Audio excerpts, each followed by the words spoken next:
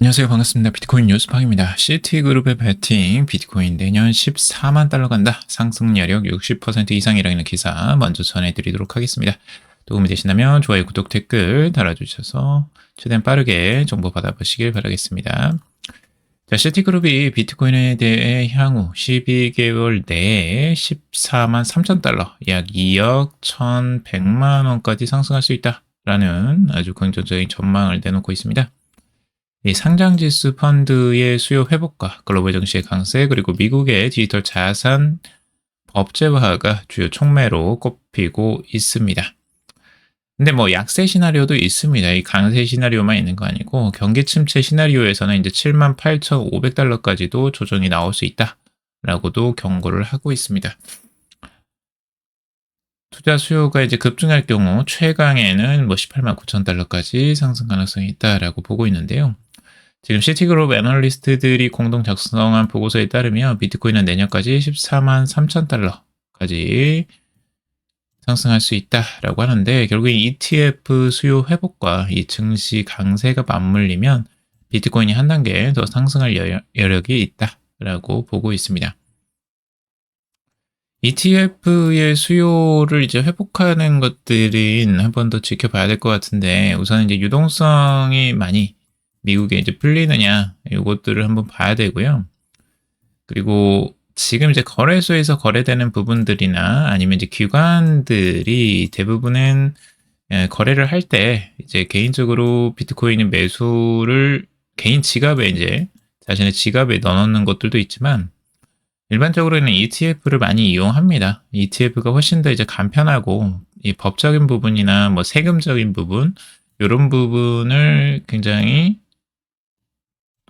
편리하게 사용할 수 있기 때문에 ETF 수요가 이제 꾸준히 증가할 것으로 보여져요. 장기적으로는. 결국에는 이제 뭐 시장의 출렁거림에 따라서 이 단기적인 일시적인 이 출렁거림은 당연히 나오겠지만, 이제 중장기적으로 봤을 때 그 수요는 계속해서 증가할 것이다라고 전망을 하고 있습니다. 그리고 이제 증시 강세도 이제 중요한 부분인데, 내년 증시를 대부분은 강하게 보고 있어요. 내년 증시는 활성화될 것이다. 왜냐하면 이제 거의 지금 이제 저점에 도달해 있는 상태고, 이제 경기가 굉장히 안 좋거든요, 지금 현재. 그래서 이 물가와 경기 회복과 이제 고용 뭐 이런 지표들을 봤을 때, 이제 CPI를 어제 발표를 했는데 생각보다 이제 높지 않게 나왔죠. 2.7% 정도 나왔고, 이제 기대치보다 더 낮게 나왔어요. 그래서 물가가 이 정도라면 이제 내년에 또 한번 이제 금리 인하에 대한 기대감들이 있다라고 이제 긍정적으로 나오고 있고, 그러면서 증시에도 좀 온기가 살짝 돌았죠. 그런 부분들이 영향을 이제 미치는 겁니다, 결국에는. 그래서 증시 강세가 이어진다면 이제 비트코인에도 좋은 영향을 미칠 것이다 라고 보고 있고요. 시티는 이제 비트코인의 주요 지지선으로 7만 달러를 제시하고 있고, 트럼프 대통령 재선 직전 비트코인 가격 수준이라고 하고 있죠. 그리고 애널리스트들은 이제 미국의 이 디지털 자산 규제법인 이 클래리티법이 상하원을 통과해 시행될 경우 기관 자금 유입이 가속화될 것이다 라는 거예요. 이 부분도 이제 중요한데요. 이 클래리티법은 곧 통과될 것으로 대부분은 이제 생각을 하고 있어요. 왜냐하면 스테이블코인 법인 지니어스법까지도 이미 통과가 수월하게 됐고, 근데 클래리티법도 크게 문제되지 않고 넘어가지 않겠느냐라고 보고 있어요.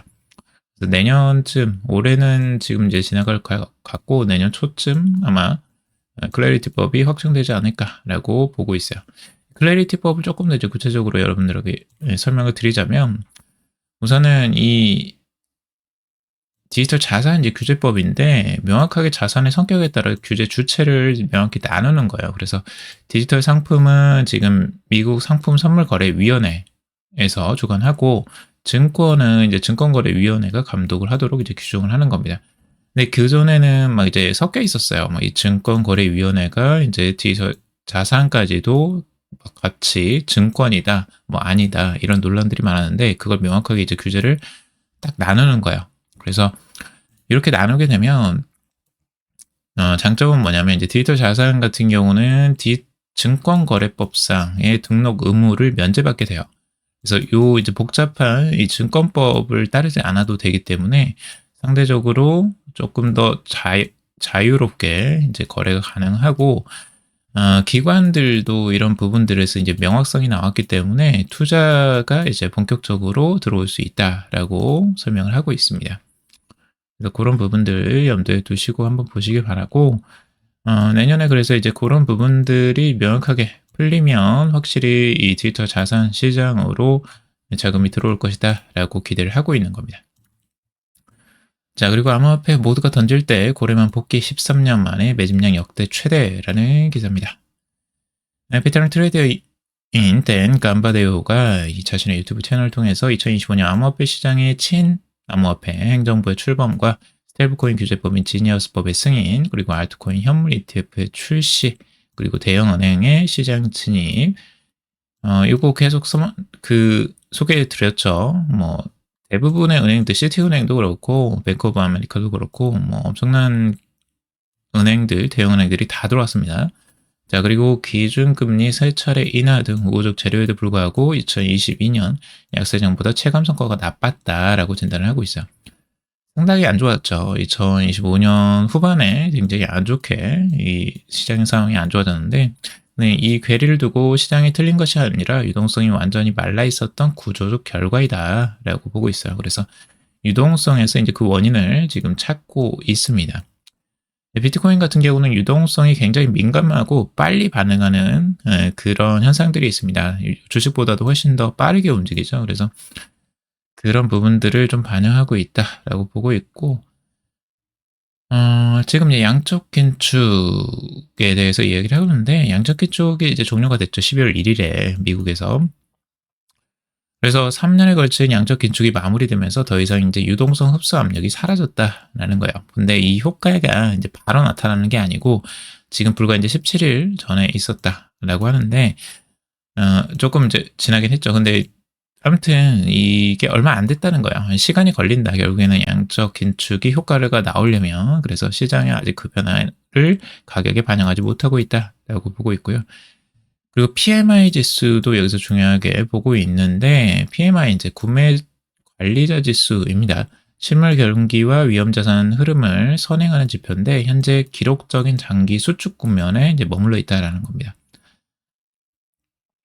그래서 다만 이제 긴축 종료와 금리 인하 기조가 이어질 경우에 기업의 계획 수립과 신규 주문이 재개되면서 PMI가 바닥을 칠 가능성이 높다라고 보고 있습니다.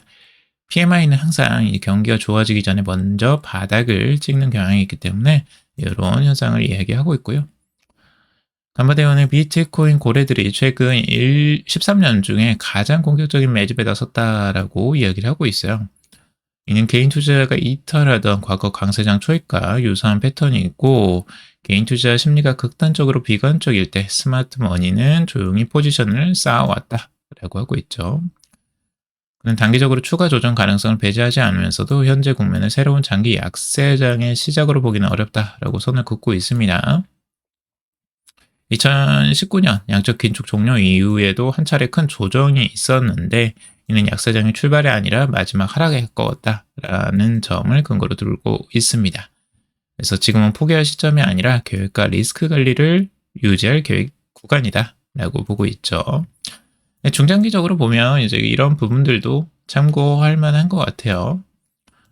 자, 그리고 고래들의 움직임, 최근에 단기적으로 봤을 때 갈색 고래 계속 움직임 제가 트래킹하고 있죠. 근데 지금 보면 이 상승 흐름들이 계속해서 나오고 있어요. 아주 좋은 흐름들입니다. 갈색 고래들이 이제 매수세가 조금 더 강하게 들어오는 모습들이고, 이런 부분들은 시장의 아주 긍정적인 모습이라고 볼 수 있겠고, 최근에 이제 보라색 고래들도 이제 바닥을 찍고 살짝 올라와주는 모습들을 보여주고 있어요. 매수세가 그렇게 강하진 않지만, 그래도 이 기존의 추세라고 하는 이 추세가 깨지고 살짝 올라온 점은 긍정적이라고 보여집니다. 여기서 좀 더 강하게 갈색 고래들처럼 매수세가 들어와 준다면 시장에는 굉장히 파란불이 다시 한번 켜질 수 있겠죠. 그래서 이런 부분들도 우리가 참고적으로 좀 보실 필요가 있습니다. 그래서 전체적인 시장의 흐름들이 다시 한번 살아날 수 있을지, 이 고래들의 지금 고래들이 다시 돌아오는 흐름들이 과연 시장에 어떤 영향을 미칠지 지켜보시기 바라고요. 비트와이즈 CEO 이 내년 1분기 비트코인 반등 예고 지금은 줍줍할 기회라고 이야기를 하고 있습니다. 비트와이즈의 CEO인 헌터 허슬리는 암호화폐 주기는 노련한 투자자들이 추적 패턴을 따르기 때문에 쉽게 예측이 가능하다라고 주장을 하고 있습니다. 그래서 지금 상황, 비트코인이 이제 12% 하락했다가 이후 분기 회복했던 2050년 1분기 흐름과 지금이 굉장히 유사하다라고 이야기를 하고 있어요. 사상 최고가인 12만 6천 달러에서 25% 하락한 현재 상황이 오히려 대규모 회복으로 이어질 수 있는 발판이 될 것이다 라고 보고 있습니다. 시장 하락으로 투자자들의 수익이 일부 반납되었지만 암호화폐 시장의 본격적인 반등은 2020년 1분기에 일어날 것이라며 암호화폐가 끝났다라는 일각의 공포 심리를 일축하고 있습니다.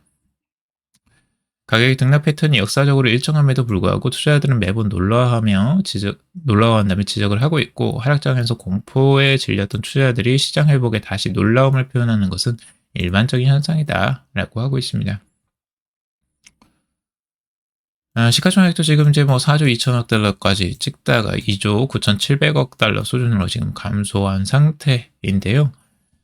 이런 상태는 공포 지수와 이 비트코인의 가격들을 좀 비교해보면 명확해요. 지금 과거에 바닥을 찍었었던 2025년 3월, 2월부터 지금 4월까지 바닥을 찍고 다시 한번 반등했던 흐름들이 나와줬었는데, 이때가 가장 이제 저점 부근이었거든요.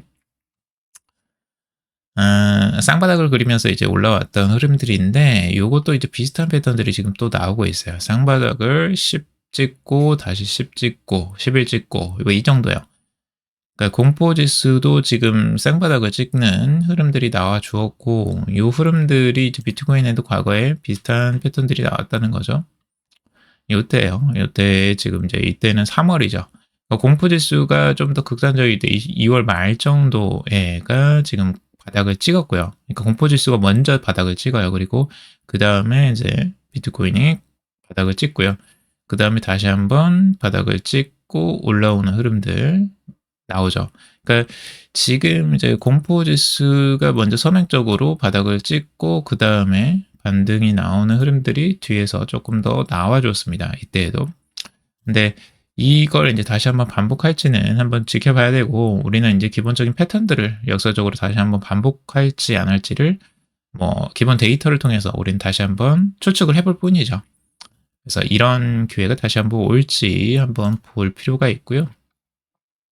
그때는 자연스럽게도 바닥을 지지해주면서 쌍바닥 지지 반등 이렇게 나와줬어요.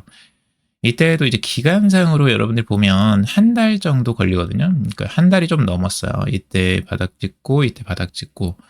네, 지금도 거의 이제 한 달 구간이거든요. 딱 11월부터 12월까지 딱 한 달 구간이에요. 그래서 한 달이 조금 이제 지난 구간인데, 이때가 조정이 줬던 게, 그러면 지금도 이제 그 패턴을 따를지 아니면 조금 더 길어질지 이건 좀 더 지켜봐야 될 것 같고, 그래서 그런 과거 패턴이 있었다라는 것만 알아도 여러분들이 조금 더 거시적으로 시장을 판단하실 수 있을 것 같습니다.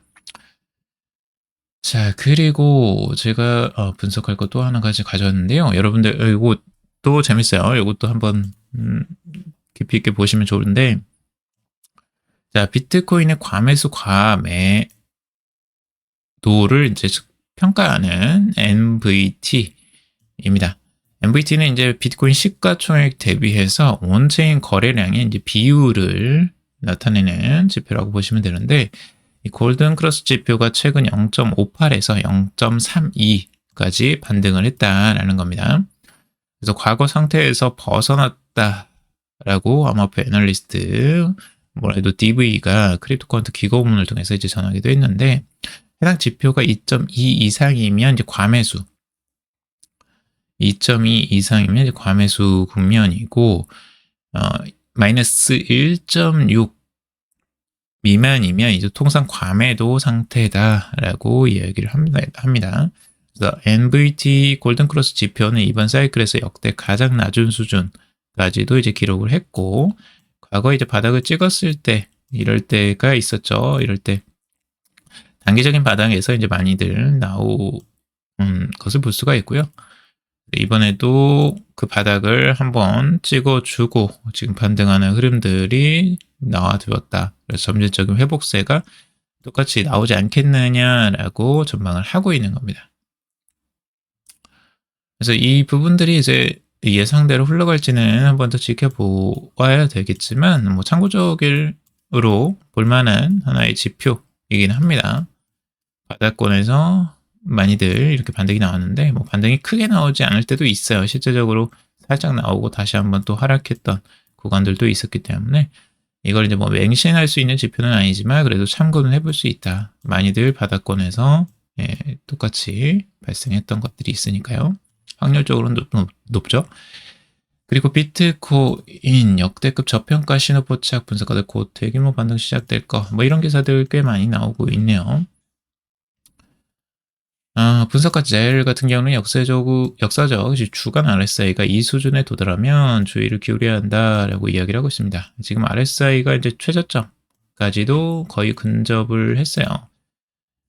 바닥에 근접했거나 더 큰 고통이 찾아올 수 있다. 이게 너무 양극단이에요. 바닥이거나 더 큰 고통, 더 떨어질 수도 있다라는 거죠. 완전히 방향성이 위쪽 아니면 아래쪽 극단으로 갈 수 있다라고 지금 이야기를 하는 거고, 이주목 차트의 스토캐스틱 RSI를 언급하면서 비트코인이 이번 사이클 들어 가장 과매도된 상태로 보인다. 반등 가능성이 매우 높다라고도 진단을 하고 있습니다. RSI는 뭐 30 이하는 과매도, 70 이상은 과매수 구간으로 이제 보통은 이야기를 하죠.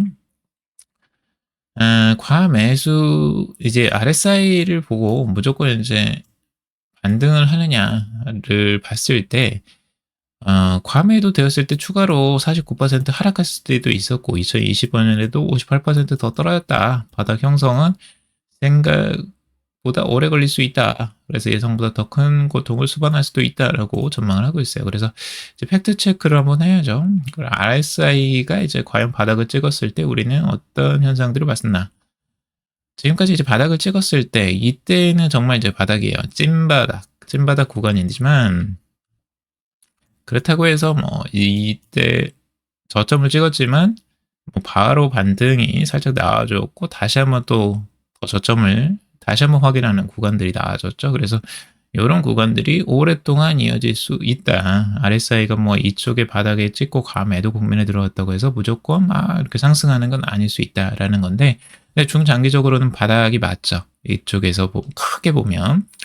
그래서 이 구간들을 이제 지나면 쭉 큰 수익을 거뒀었고, 근데 요때와 지금 비슷한 상황이에요. 지금 여기서 한 차례 크게 하락을 하고 이제 바닥을 찍고 RSI도 꽤 많이 내려온 상태인데, 이때가 이제 37, 35 뭐 이 정도 수준이죠.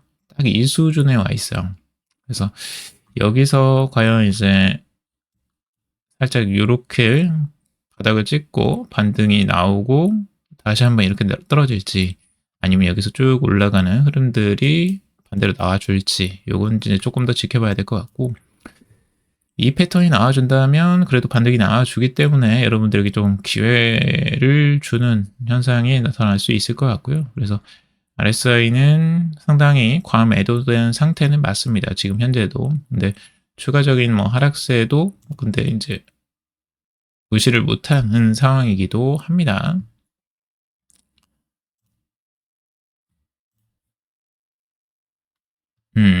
요것도 비트와이즈 공포에 섰던 거.